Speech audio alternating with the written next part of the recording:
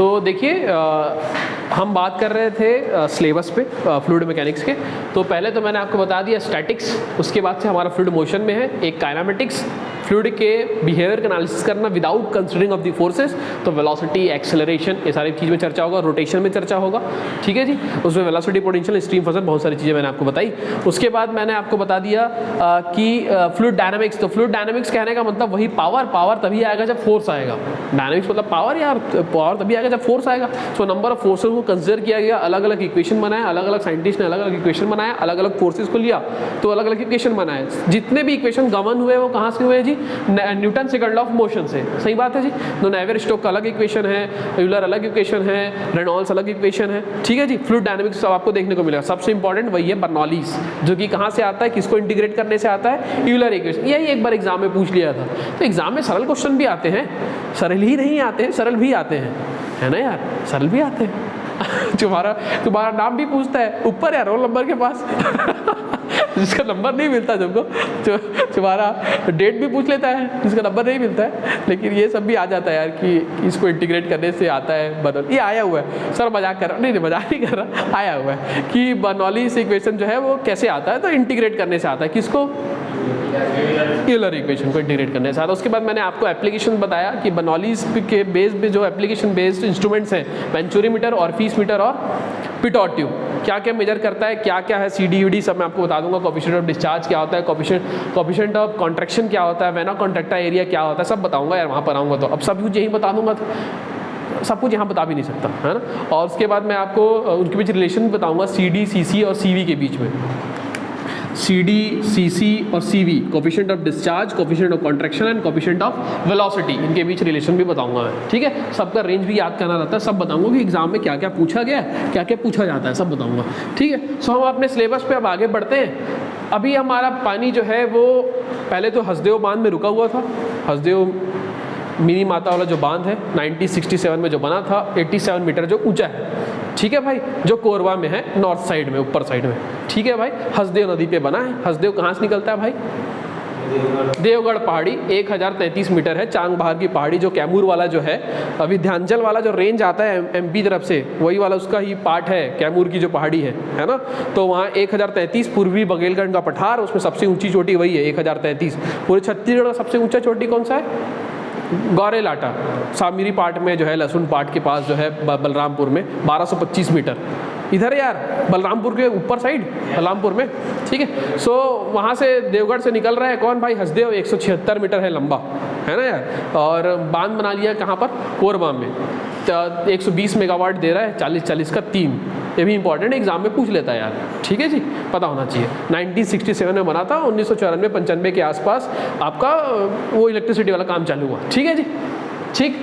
तो पानी जो है रुका हुआ था, उसमें हम लोगों ने चर्चा किया स्टैटिक कंडीशन में। उसके बाद वो मोशन में आया। उसके बाद अब समझिए बात को, अब मोशन में आने के बाद अब हमको चाहिए पानी घर में, अमृत मिशन वाला, वहाँ से पानी लेना है। अब समझ रहे, वहाँ से पानी लेना है तो अब उसको पाइप में भेजना है यार। कहाँ भेजना है? पाइप में। सो अब हमारा जो सिलेबस चालू हो रहा है, उसी पानी को किस में भेजना है? पाइप में। तो अब हमारा सिलेबस चालू हो रहा है फ्लो थ्रू पाइप। वही वाले पानी को कहाँ ले रहे हैं? पाइप में। अब चाहे इसके खेत में ले जाना चाहे घर में देना चाहे, जो भी है ना यार, पंप लगा के ऊपर पाइप उसमें चढ़ा देंगे अपन, टंकी में फिल्टर प्लांट तक पहले ले जाना पड़ेगा यार उसको। ऐसी थोड़ी घर पीने के लिए अगर देना है पानी तो पहले फिल्टर प्लांट तक पहुंचाना पड़ेगा, वहाँ पर पंप्स लगे रहते हैं। उसके उसको फिल्टर आउट करके फिर उसको टंकी में पहुँचाएंगे और टंकी से सबके घर तक पहुँचा देंगे, है ना यार, पहुँचा देंगे कि नहीं। तो कुल मिला के अब मेरी बात ये है कि अब मोशन में तो रहेगा ही, पाइप में रुका तो रहेगा क्या? पानी पाइप में जाएगा तो रुका थोड़ी रहेगा यार, रूठ के चुपचाप बैठा रहेगा क्या? बैठेगा तभी तो पाइप में जाएगा, मोशन में तो रहेगा ही। मैंने आपको बता ही दिया था कि पहला यूनिट बस स्टैटिक है, बाकी जो भी बताऊंगा सब में पानी किस में रहेगा? मोशन में रहेगा। सो अब हमारा जो नया टॉपिक चालू हो रहा है फ्लूइड मैकेनिक्स में, वो किस में है? वो क्या नाम है इसका? Flow through pipe. यहाँ से लिखता हूँ, इसमें लिखता हूँ, फ्लो थ्रू पाइप।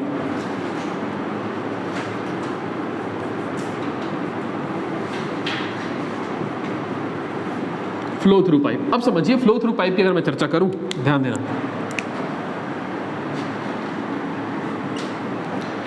पानी पाइप में जा रहा है जी। अब समझिए मेरी बात, पानी जब पाइप में जाएगा ना, उसमें बताऊंगा मैं आपको कि कंडीशन है कि हमारा पाइप जो है, जब हम हमारे सिलेबस में जो दिया भाई कि पाइप ऐसे रेक्टेंगल बनावत नहीं चलेगा यार, ऐसा रेक्टेंगुलर पाइप बना दिया, इससे काम नहीं करेगा ना यार, ऐसा हमारे सिलेबस में ही नहीं है। स्क्वायर पाइप बना दिया, बात ही नहीं करेंगे भाई इसकी हम। क्यों सर? अरे एजम्पशन है कि फ्लो थ्रू पाइप का पहला एजम्पशन ये है कि पाइप का क्रॉस सेक्शन कैसा होना चाहिए, सर्कुलर होना चाहिए। और सर आधा पानी भेजेंगे क्या? हो ही नहीं सकता। क्यों सर? आधा पानी क्यों नहीं भेजेंगे भाई? सिलेबस में लिखा हुआ है कि पाइप जो है फुल रन करेगा, पूरा पैक रन करेगा, प्रेशर सब्जेक्टेड रहेगा, समझे जी। ये एजम्पशन है कि फ्लो थ्रू पाइप की हम बात करेंगे, जब पानी को पाइप में भेजेंगे तो आधा नहीं भेजोगे यार, ये ओपन चैनल फ्लो वाला काम हो जाएगा। आधा नहीं भेजोगे, कैसा पानी जाएगा यार? फुल रन करेगा, पाइप में फुल रन करेगा, सर्कुलर सेक्शन का होगा, समझ रहे हो यार? सर्कुलर सेक्शन क्या होगा? तो जैसे ही पाइप पानी में जाएगा तो बहुत सारी चीज़ें इसमें घटना घटेगी यार, जैसे कि बहुत सारी घटने वाली है। जैसे ही पाइप जो है पानी जो है पाइप के अंदर जाएगा तो सबसे इंपॉर्टेंट जो घटना घटेगी, अब इसमें इसी में मैं आपको बता दूंगा कि रेनॉल्ड्स का एक्सपेरिमेंट क्या है, बता दूंगा। पहले मैं और अच्छे से बात करता हूँ, वो बताऊंगा जब मैं वहाँ पर पहुँचूंगा। पानी जैसे ही इसके अंदर जाएगा, समझिए बात को, सबसे इंपॉर्टेंट आएगा कि लॉसेस होंगे यार। नहीं, पाइप भी फटेगा, वो फटता है कैविटेशन से, वो भी मैं आपको बता दूंगा। कैविटेशन तो मैं आपको वही जब आपको इनिशियल वाला पार्ट रहेगा ना स्टैटिक्स में, वहीं पर बता दूंगा कि वेपर प्रेशर क्या होता है और कैसे कैविटेशन आता है, कैसे पाइप फट सकता है, कैसे पाइप के अंदर बॉइलिंग चालू होता है। पाइप के अंदर भी बॉइलिंग होता है। बॉइलिंग एक्चुअल में होता कैसे है? जो थर्मल बॉइलिंग है वो कैसे होता है, कब होता है, कितने टेम्परेचर पे होता है? थर्मल बॉइलिंग जो होता है नॉर्मली वो कितने डिग्री सेंटीग्रेड पे होता है बॉइलिंग यार? 100 डिग्री सेंटीग्रेड पे।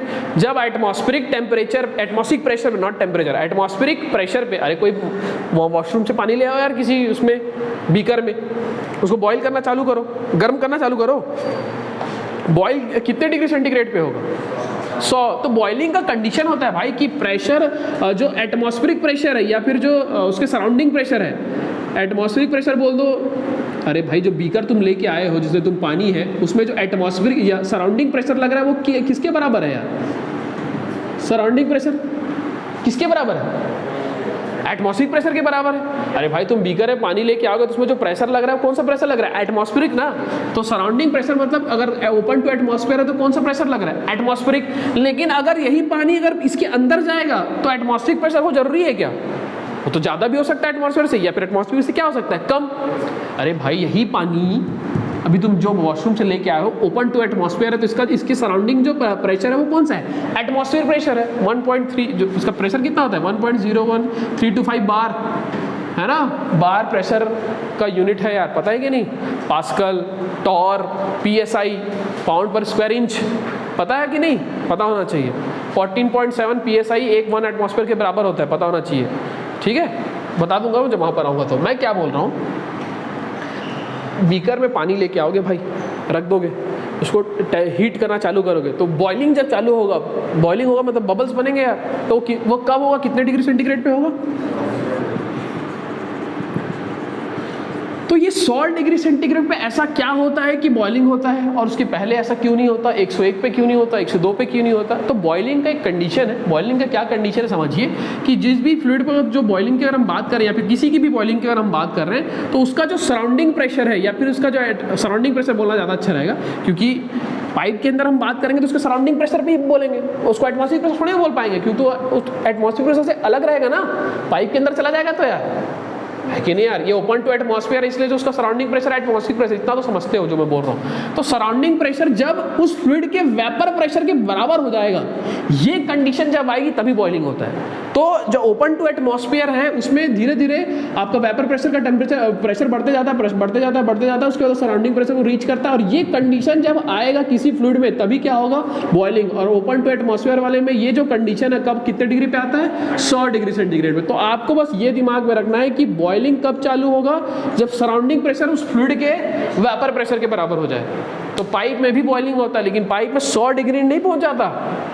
पाइप में भी बॉइलिंग होता है लेकिन उसका टेम्परेचर 100 पे नहीं पहुंचता है, समझ रहे हैं? और ये जो फ्लूइड बताऊंगा मैं आपको डिटेल से बताऊंगा अच्छे से कि वेपर प्रेशर एक्चुअल में क्या होता है। उसका वेपर प्रेशर जो होता है उसका प्रेशर एटमॉस्फेरिक प्रेशर से ऑलवेज कम होता है। तो पाइप अनस्टेडी फ्लो होता है, अनस्टेडी मतलब टाइम के साथ चेंज होता रहता है उसका प्रॉपर्टीज, समझ रहे हो यार? अनस्टेडी फ्लो कहने का मतलब बताऊंगा अभी टाइप्स ऑफ फ्लूइड फ्लो में। अनस्टेडी मतलब इसके अंदर जब पानी जा रहा है तो कहीं प्रेशर ज़्यादा, कहीं प्रेशर कम। सर ऐसे कैसे हो गया? बताऊंगा नहीं यार, वहाँ पर बहुत सारे सिचुएशन है जिसमें प्रेशर कम ज़्यादा हो सकता है, कम ज़्यादा हो सकता है। सो प्रेशर, इसका सराउंडिंग प्रेशर कम होते हुए इस फ्लूइड के वेपर प्रेशर को जैसे ही रीच करता है तो क्या चालू हो जाता है? बॉइलिंग।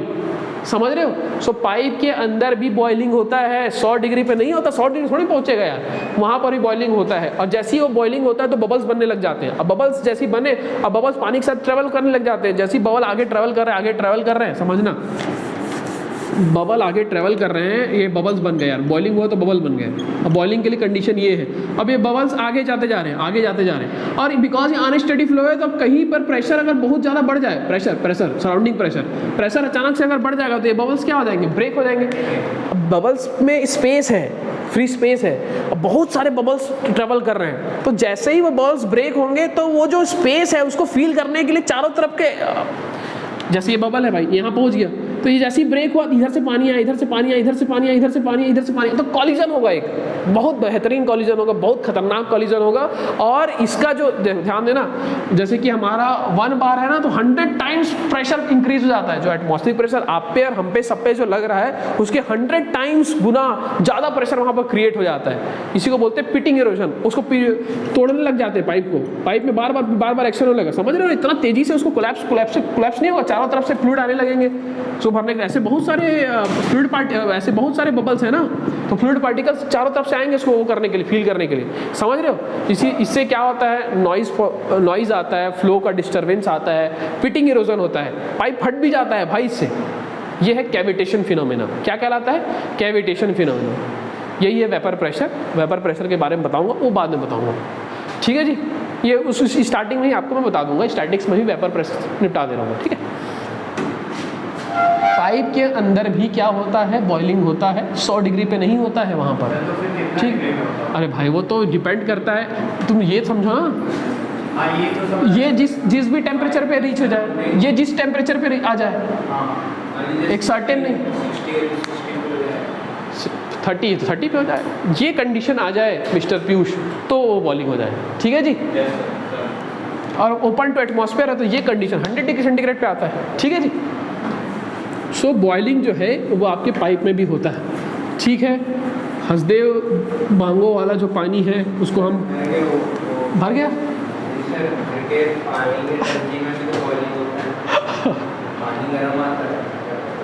बॉइलिंग होता हो जरूरी नहीं यार, टेम्परेचर बढ़ जाता है उसका यार। हाँ बॉइलिंग हो बोल नहीं सकते जरूरी। आओ देखते हैं फ्लो थ्रू पाइप, इधर आओ जी। सो पाइप कैसा होगा पता चल गया आपको।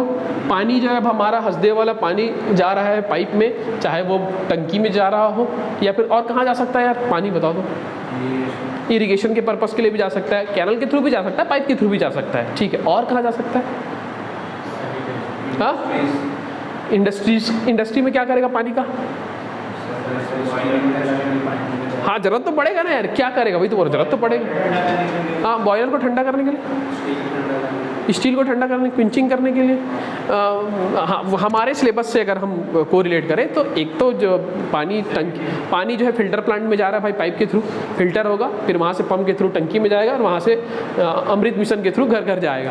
दूसरा खेत के लिए जाएगा भाई, केरल के थ्रू भी भेज सकते हैं, लेकिन पैसा वाले हैं तो पाइप के थ्रू भेजवा दिया है, पाइप लगा दिए। केरल के थ्रू भी भेज सकते हैं, केरल में पैसा कम लगेगा यार, ठीक है। और तीसरा चीज़ जो सबसे इंपॉर्टेंट है, बहुत बड़े बड़े अगर पाइप लगाएंगे उसको पेनस्टॉक बोलते हैं, जिससे पानी जाएगा, वो जाता है टरबाइन को रन करने के लिए। ये हमारे सिलेबस में है टरबाइन। टरबाइन क्या है? हाइड्रोलिक मशीन है, बताऊंगा। हाइड्रोलिक मशीन वही जो फ्लूइड मशीनरी वाला पार्ट है। फ्लूइड मशीनरी में दो चीज़ है, एक टरबाइन है और एक क्या है? पंप है। तो टरबाइन कहने का मतलब उसको रन करना है, तो वो पानी को उस पाइप में भेज दिए और उस पाइप से पानी जो है किस में गिरेगा? टरबाइन में गिरेगा, और टरबाइन घूमेगा तो वहाँ से इलेक्ट्रिसिटी जनरेट होगा। वो सब मैं आपको पूरे हाइड्रोलिक पावर प्लांट को मैं अच्छे से तरीके से आपको समझाऊंगा, एक एक टर्म समझाऊंगा कि पानी कहाँ से आता है डैम में, ग्रॉस हेड क्या होता है सब समझाऊंगा, ग्रॉस हेड क्या होता है, नेट हेड क्या होता है सब समझाऊंगा। क्या होगा तो मैं समझाऊंगा, हाइड्रोलिक पावर प्लांट भी मैं आपको बताऊंगा, ठीक है। अभी नहीं बता रहा हूँ। तो मैं एक बोल रहा हूँ कि पाइप में जो पानी है वो इस पर्पस के लिए भी ले जा सकते हैं। किस पर्पस के लिए? टरबाइन को रन करने के लिए। टरबाइन को रन करके क्या करोगे यार? Electricity generate. आओ सो पहले फ्लो थ्रू पाइप में सबसे इंपॉर्टेंट समझिए, पानी को जैसे ही पाइप में भेजेंगे तो लॉसेज आएंगे यार। अब लॉसेज क्या है? फ्रिक्शनल लॉसेज आएगा। सबसे जो मेजर लॉस आएगा इंपॉर्टेंट, ये लॉसेस पढ़ेंगे एग्जाम में, क्वेश्चन बहुत बार आता है यहाँ से। लॉसेस तो लॉसेस दो टाइप का होगा, एक मेजर लॉस होगा और दूसरा क्या होगा? Minor loss. एग्जाम में सरल क्वेश्चन यही पूछ लेता है कि मेजर लॉस किसके कारण होता है, तो किसके कारण होता है? फ्रिक्शन के कारण। और ये जो फॉर्मूला आएगा वो कहाँ से आएगा? डार्सी-विस्बैच फॉर्मूला आएगा, FLV²। बताऊंगा सब वेलोसिटी, कौन सा वेलोसिटी, एवरेज वेलोसिटी क्या है, FLV²/2GD। तो बताऊंगा ये फ्रिक्शन फैक्टर है, एक फ्रिक्शन कोफिशिएंट भी रहता है, सब बताऊंगा। ये डार्सी-विस्बैच फॉर्मूला है। इससे तुम क्या निकालते हो? हेड लॉस निकालते हो। क्या निकालते हो जी? Head loss. अब ये हेड लॉस क्या चीज़ है? Head loss due to friction. सरल शब्दों में समझा देता हूँ, इधर ध्यान देना है। बहुत सरल शब्दों में समझा रहा हूँ, इधर समझना। ये पानी जा रहा है भाई साहब, 2 सेक्शन ले लिया आपने, 2 पॉइंट ले लिया पाइप में, ये पानी यहाँ से जा रहा है, ध्यान देना जी। ये एक यहाँ पर पीजोमीटर लगा दिया। सर पीजोमीटर बताया नहीं, बताऊंगा ना, बाद में बताऊंगा। पीजोमीटर अभी नहीं बता पाऊंगा। पीजोमीटर सर क्या करता है? प्रेशर मेजर करता है। क्या मेजर करता है जी? प्रेशर। और प्रेशर मेजर कैसे करता है? जितने भी जो पीजोमीटर किसका भाई है, किसका दोस्त है? मैनोमीटर का। मैनोमीटर में 2 टाइप है, एक सिंपल मैनोमीटर, एक डिफरेंशियल मैनोमीटर। सिंपल मैनोमीटर की कैटेगरी में आता है पीजोमीटर। तो पीजोमीटर से क्या मेजर करेंगे जी? प्रेशर, एक पॉइंट का।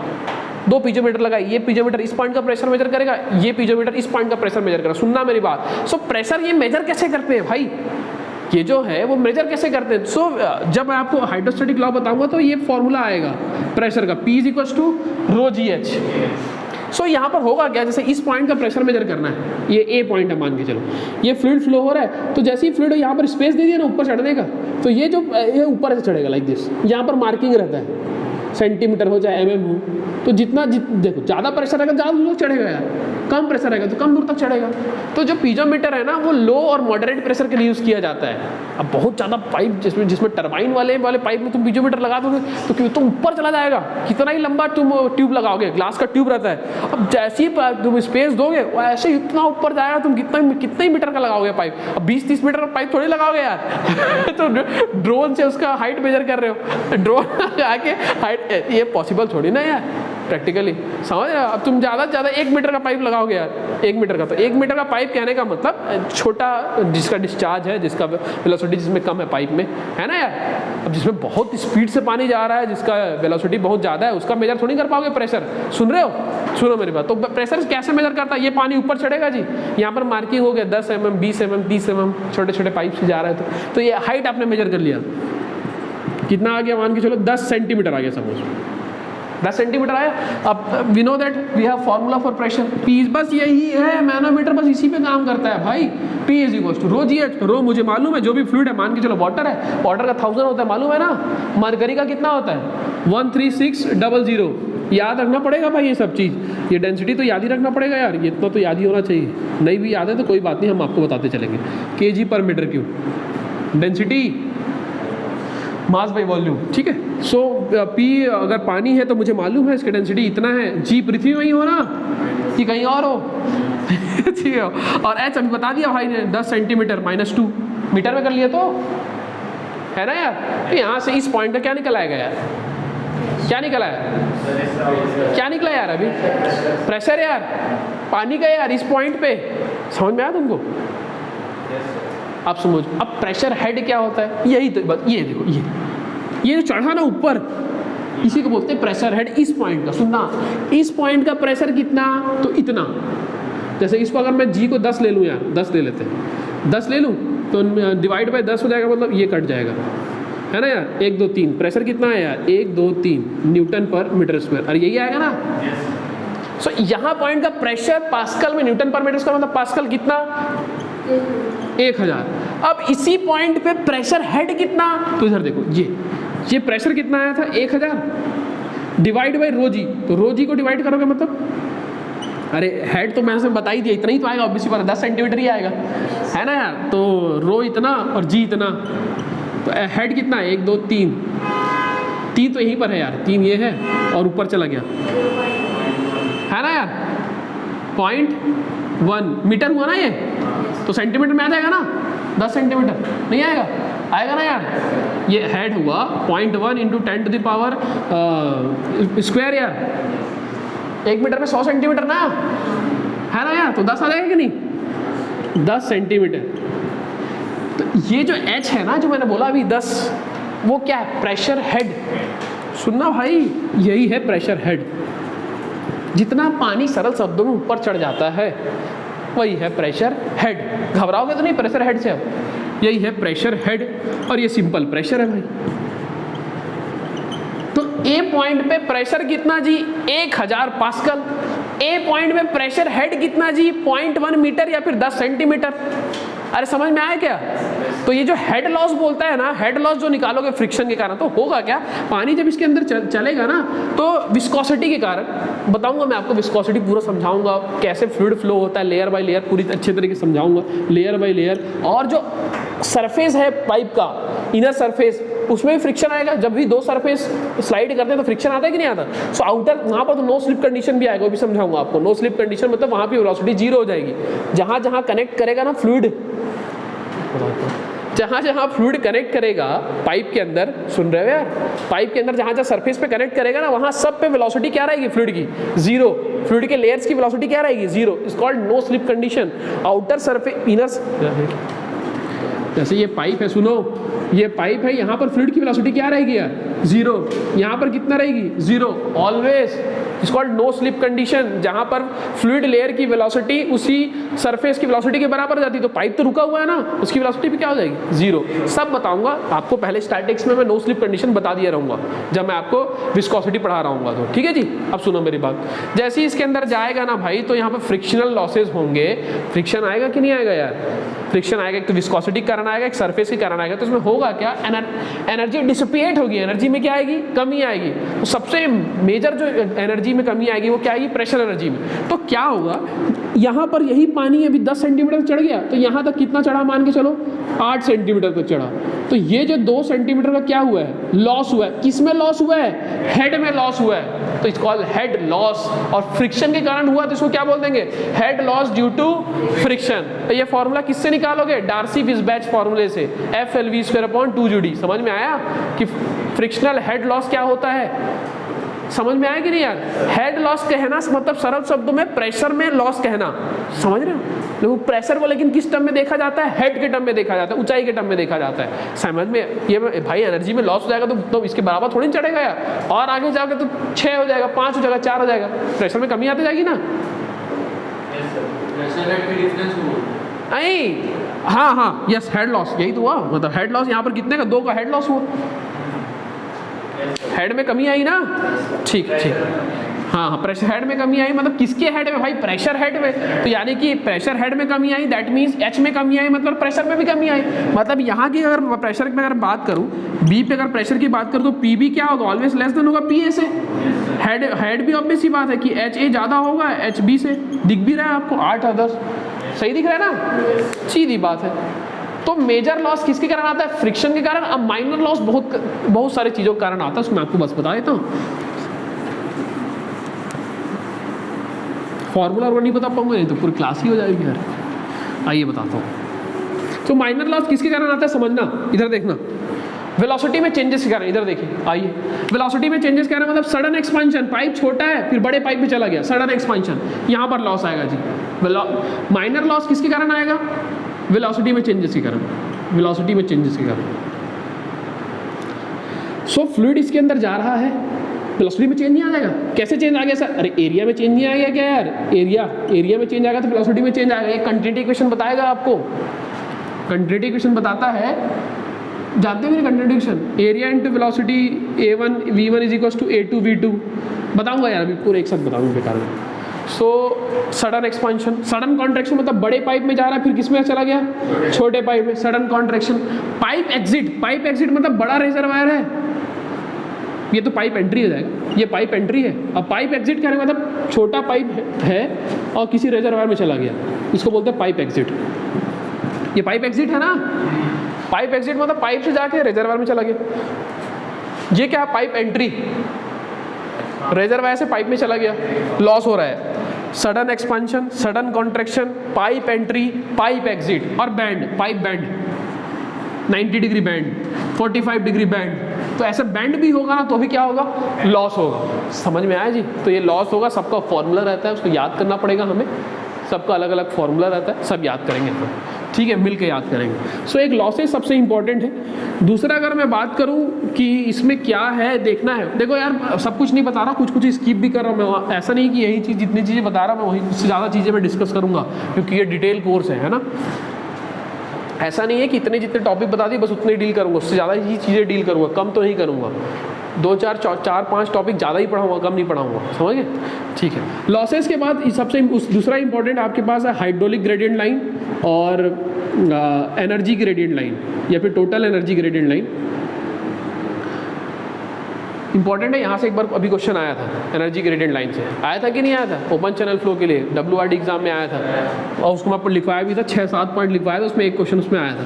तो हाइड्रोलिक ग्रेडियंट लाइन क्या है, एनर्जी ग्रेडियंट लाइन क्या है, मैं उस समय बताऊंगा आपको। और अगर मैं बात करूँ तो इसमें मैं बात करूँगा कि power transmission through pipe,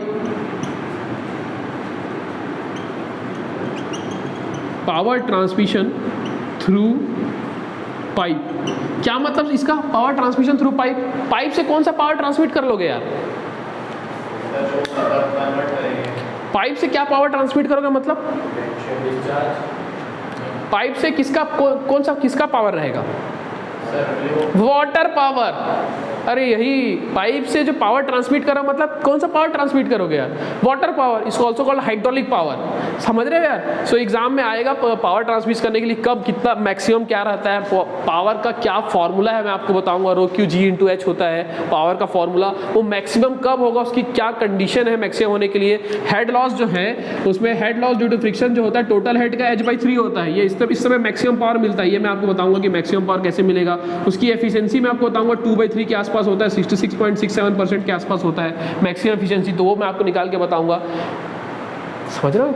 power transmission through pipe मतलब hydraulic power, is also called water power. तो उसका फॉर्मूला आपके पास ये होता है, फॉर्मूला रो क्यू जी इंटू एच, रो क्यू जी इंटू एच होता है फॉर्मूला। तो ये मैं आपको बताऊंगा। उसके बाद मैं आपको इक्विवेलेंट पाइप बताऊंगा, इक्विवेलेंट पाइप क्या होता है। उसके बाद मैं आपको बताऊंगा कि पाइप्स का अरेंजमेंट्स कैसा होता है, पाइप का अरेंजमेंट्स। जो पाइप का अरेंजमेंट है वो हम मैं बताऊंगा कि सीरीज में अगर करें तो क्या होगा और पैरेलल में करें तो क्या होगा। क्या होगा मतलब सर, क्या होगा कहने का मतलब है कि अगर सीरीज में पाइप जुड़े हुए हैं तो सब में हेड लॉस बराबर होगा कि इसका सम होगा, सब में डिस्चार्ज सेम होगा कि पूरे सारे का डिस्चार्ज मिला के एक डिस्चार्ज बनेगा। वही उसके बाद मैं बात करूँगा कि पैरेलल अरेंजमेंट कब दिया जाता है। इक्विवेलेंट पाइप क्या होता है मालूम है? इक्विवेलेंट पाइप कहने का मतलब बहुत सारा सरल शब्दों में समझा रहा हूँ यार, अब एक तो सरल शब्दों में समझा रहा हूँ, ध्यान देना। इक्विवेलेंट पाइप एग्जाम में आता है, क्या होता है, बहुत सारे सीरीज में पाइप लगे हुए हैं, ठीक है, तो उसके टोटल डिस्चार्ज उस पाइप में और टोटल हेड लॉस पूरे पाइप का, किसी एक पाइप में अगर मैं बता दूं, किसी एक यूनिफॉर्म डायमीटर के पाइप में अगर बता दूं, इसी पाइप को क्या बोलूंगा? यूनिफॉर्म डायमीटर, इक्विवेलेंट पाइप बोलूंगा। इक्विवेलेंट पाइप क्या चीज़ है जी? बहुत सारा सीरीज में अगर आपके पास पाइप अरेंज्ड है, सीरीज में बहुत सारा पाइप अगर अरेंज्ड है तो इसका टोटल डिस्चार्ज इस पाइप में एक डिस्चार्ज की तरफ से बता दूं, इसका टोटल हेड लॉस जो है, इसमें जो टोटल हेड लॉस आएगा उसमें मैं एक ही हेड लॉस की टर्म में बता दूं, तो ये जो पाइप क्या कहलाएगा? Equivalent pipe. एग्जाम में पूछा है, डेफिनेशन ही पूछा है, उसको अच्छे से लिखवाऊंगा मैं, समझ रहे हैं? एक यूनिफॉर्म डायमीटर का और एक लेंथ का पाइप, उसमें टोटल डिस्चार्ज और टोटल हेड किसके बराबर जी? नंबर ऑफ पाइप के में टोटल हेड और टोटल डिस्चार्ज के बराबर, इट्स कॉल्ड इक्विवेलेंट पाइप। तो मैं बताऊंगा और अच्छे से बताऊंगा वहाँ पर, ठीक है जी। इसका फॉर्मूला भी एग्जाम में आता है, सब कुछ बताऊंगा धीरे धीरे। सो मेनली अगर मैं बात करूँ तो ये फ्लो थ्रू पाइप में मैं आपको पढ़ाऊंगा, सारा कुछ इंपॉर्टेंट है। उसके बाद ध्यान दीजिए, सबसे इंपॉर्टेंट क्या बताया यार कि जब भी पानी जो है पाइप में जाएगा तो वहाँ पर क्या आएगा जी? लॉस आएगा, लॉस। तो ये लॉस ना राहुल सर दो चीज़ों पे सबसे इंपॉर्टेंट जो डिपेंड करता है वो किस पे डिपेंड करता है? फ्लो ऑफ जो फ्लूइड का फ्लो है उस पर डिपेंड करता है, टाइप्स ऑफ फ्लूइड फ्लो पे डिपेंड करता है। जब पानी पाइप के अंदर जाएगा तो फ्रिक्शनल रेजिस्टेंस आएगा, फ्रिक्शनल लॉस होगा। तो ये जो फ्रिक्शनल लॉस है मेनली डिपेंड करता है टाइप्स ऑफ फ्लो पे। तो दो टाइप का फ्लो मैं आपको उस समय बताऊंगा, लैमिनार फ्लो और टर्बुलेंट फ्लो। और ये लैमिनार फ्लो और टर्बुलेंट फ्लो की जानकारी कौन देता है? कोई कान में आके बता के जाएगा क्या यार लैमिनार फ्लो हो रहा है? कौन बताएगा? कब हो रहा है लैमिनार और कब हो रहा है टर्बुलेंट, कौन बताएगा? रेनॉल्ड्स नंबर एक डायमेंशनलेस नंबर है जो बताता है कि फ्लूइड में कब लैमिनार फ्लो होगा और कब टर्बुलेंट होगा। ठीक है जी, फ्लो कंडीशन अलग अलग होगी तो रेनॉल्ड्स नंबर का कंडीशन अलग अलग होता है। कहने का मतलब जब पाइप में फ्लूइड फ्लो होगा तो रेनॉल्ड्स नंबर 2000 से कम आएगा, सो क्या होता है लैमिनार। रेनॉल्ड्स नंबर 4000 से ज़्यादा आएगा तो क्या होता है टर्बुलेंट। अब ये केस अलग हो गया, कोई ये तो अभी पाइप में फ्लूइड फ्लो हो रहा है, अगर चैनल में फ्लो हो रहा हो तो अलग हो जाएगा ये कंडीशन। अगर दो प्लेट के बीच में फ्लूइड फ्लो हो रहा है तो ये कंडीशन अलग हो जाएगा, ये नंबर्स अलग हो जाएंगे। कोई एक फिक्स प्लेट है, एक फ्लैट प्लेट है, उसके अंदर फुल फ्लूइड फ्लो हो रहा है तो कब लैमिनार होगा कब टर्बुलेंट हो जाएगा, वो नंबर अलग हो जाएगा। समझ रहे हो यार, ये 500 से 1000 रहता है, 500 से कम तो लैमिनार, ये 1000 से 2000 रहता है, 1000 से कम तो लैमिनार, 2000 से ज़्यादा तो टर्बुलेंट। इसमें रहता है 5 × 10⁵ से कम रहेगा रेनॉल्ड्स नंबर तो क्या रहेगा लैमिनार, रेनॉल्ड्स नंबर इससे ज़्यादा रहेगा तो टर्बुलेंट रहेगा। ठीक है जी, तो मैं आपको बोल रहा हूँ कि जब भी पानी जो है पाइप के अंदर जाएगा तो फ्रिक्शनल रेजिस्टेंस आएगा, और ये जो फ्रिक्शनल रेजिस्टेंस मेनली डिपेंड करते हैं फ्लूइड के फ्लो पे, और फ्लूइड का जो फ्लो डिवाइड करेगा, कैटेगराइज करेगा, जो बताएगा वो कौन बताएगा, रेनॉल्ड्स नंबर। डायमेंशनलेस नंबर है, ये भी एग्जाम में अभी आ गया था, inertia force upon viscous force, है ना यार, अभी आया था ना ये, सबसे सरल, इससे सरल कुछ हो ही नहीं सकता, इनर्शिया बाय विस्कस। हाँ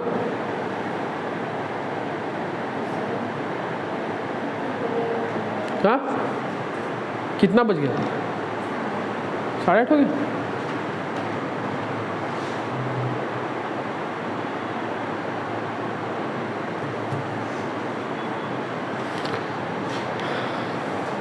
ठीक है, रुको एक इसको ख़त्म कर लें, 2 मिनट लगेगा बस, 2 मिनट लगे, 8:17 हो रहा है, 8:30 नहीं हुआ। तो देखिए लैमिनार और टर्बुलेंट फ्लो होगा, समझिए बात। एक आपके पास होगा लैमिनार और turbulent. Laminar flow through pipe और दूसरा क्या होगा टर्बुलेंट फ्लो थ्रू पाइप। ठीक, चलिए इसको कल नेक्स्ट क्लास में मैं बताता हूँ। ठीक है, पानी अभी हमारा पाइप में ही जा रहा है, अभी तो सिर्फ पाइप में बारे में बात किया। अब जो पाइप में पानी जा रहा है वो कैसा है, लैमिनार। लैमिनार मतलब ऑर्गेनाइज मैनर में जा रहा है, layer by layer, layer by layer, layer by layer, slow velocity में जा रहा है। टर्बुलेंट मतलब डिसऑर्गेनाइज मैनर में जा रहा है, जिगजैग मैनर में जा रहा है, ज़्यादा मोमेंटम लेके जा रहा है। ठीक है जी, इसमें कौन सा फोर्स ज़्यादा रहेगा टर्बुलेंट फ्लो में, और इसमें कौन सा फोर्स ज़्यादा रहेगा, लैमिनार में कौन सा फोर्स ज़्यादा रहता है, रेनॉल्ड्स नंबर कम रहता है, इनर्शिया बाय विस्कस।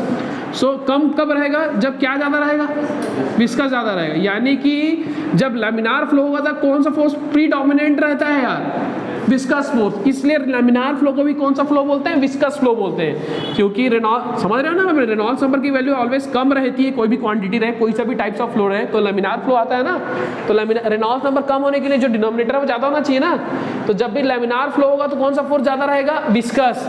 जब टर्बुलेंट रहेगा तो कौन सा फोर्स ज़्यादा होगा यार, इनर्शिया। ऑलवेज इनर्शिया फोर्स ज़्यादा रहेगा किससे, विस्कस फोर्स से, और इस केस में विस्कस फोर्स ज़्यादा रहेगा किससे, इनर्शिया फोर्स में। तो ध्यान रखना, लैमिनार फ्लो को और क्या बोलते हैं, विस्कस फ्लो बोलते हैं, और क्या बोलते हैं, स्ट्रीमलाइन फ्लो भी बोलते हैं, स्ट्रीमलाइन फ्लो भी बोलते हैं। ठीक है जी, ठीक।